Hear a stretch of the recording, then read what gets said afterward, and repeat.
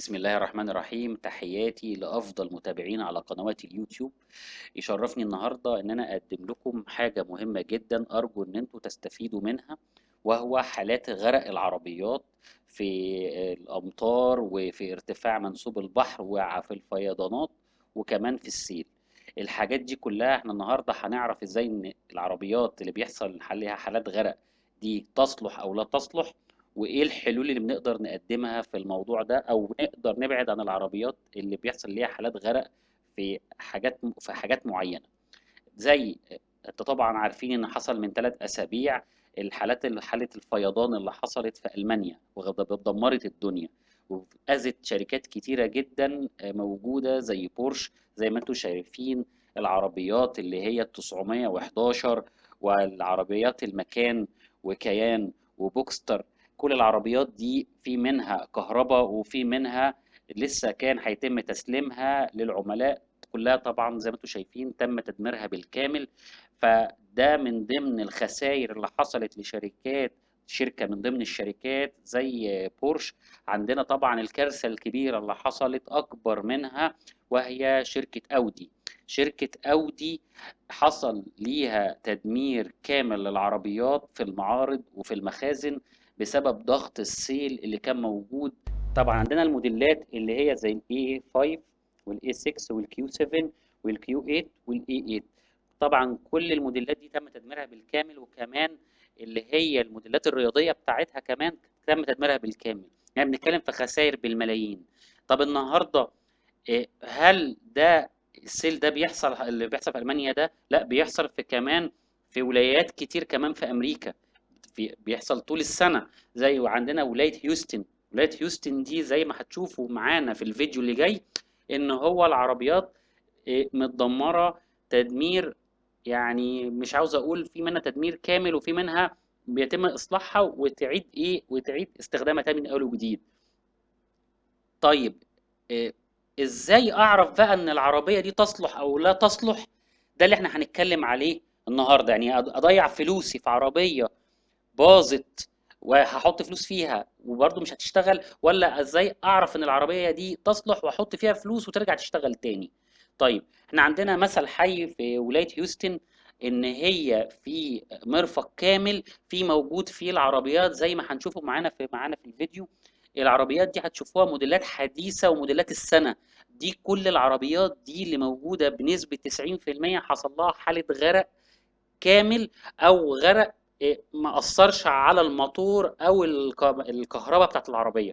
طيب ازاي طب بنعرف ان العربيه دي اتدمرت بالكامل او ما اتدمرتش بالكامل برضو؟ اهم حاجه في الموضوع دوت منسوب منسوب الميه اللي وصل للعربيه.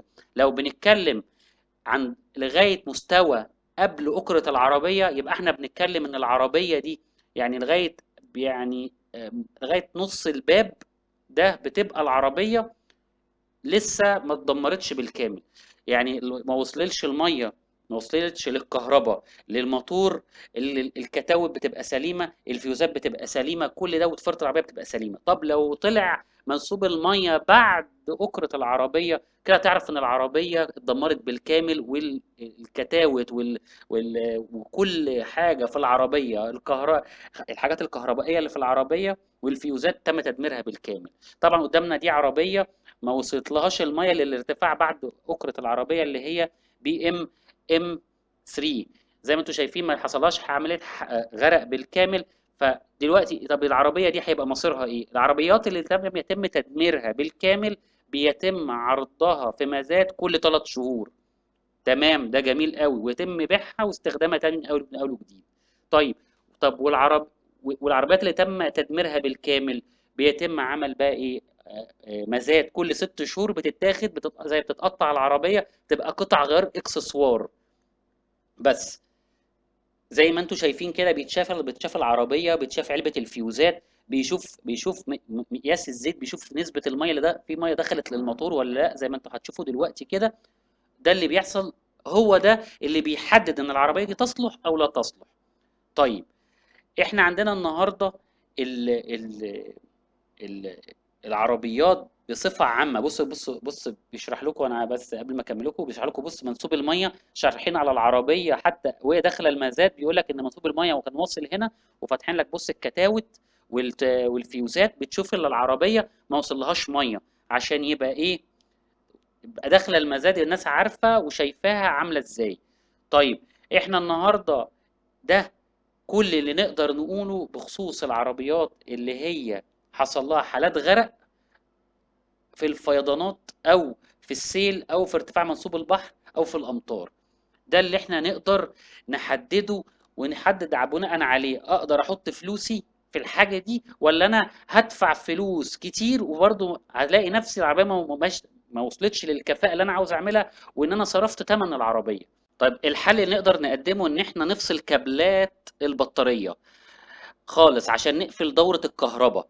طيب، في حالة ان حصل فيضان وان طلعت العربية سليمة وتمام ما فيهاش اي حاجة، والعربية كانت اتأذت شوية، لا لازم اطلع العربية في الهواء، افتح العربية كلها، اشوف الكتاوت والفيوزات ده دخل لها ميه ولا لا، ولازم تخش لها الهواء عشان الميه تنشف تماما. بعد كده ابتدي اوصل كابلات البطارية، الكابلات بالبطاريه، عشان اعيد تشغيل دوره الكهرباء جوه العربيه. لو ما عملتش كده انا حرقت الضفيره كاني ما عملتش حاجه.